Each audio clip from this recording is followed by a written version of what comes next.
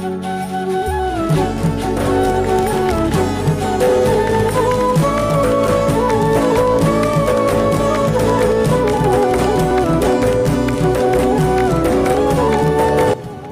untuk itu para pendamping keluarga kami banggakan, kita tetap berkoordinasi dengan kepala kantor Kementerian dan jajaran.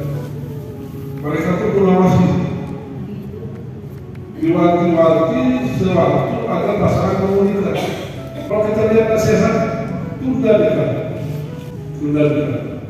Maka nanti dari petugas Kementerian Agama melapor ke Puskesmas atau masalah wakilnya.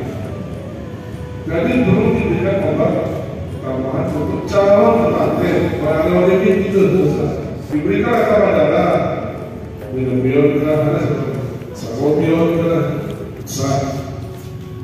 juga kepada calon rumahnya kalau segala macam itu usah rokok dulu.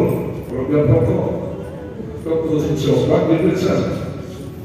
Ini tujuannya agar nanti ada regulasi lebih baik dan kita lagi. Karena sekarang ada regulasi semakin besar. Rumahnya kena stunting, apalagi dia lahir dia stunting, perkembangan badan bukan lebih tapi bukan perkembangan itu. Setelah dewasa ada sakit. Ini maka perlu dukungan seluruh bibi, mulai dari sampai pada bagaimana anggaran dan harga masing-masing. Ini harus kita. Maka saya berkenan arti nol 2024.